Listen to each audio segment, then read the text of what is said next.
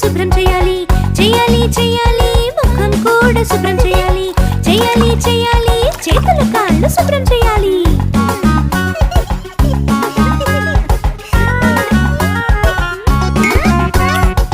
పెంపుడు ప్రాణులను ముట్టుకున్న కూడను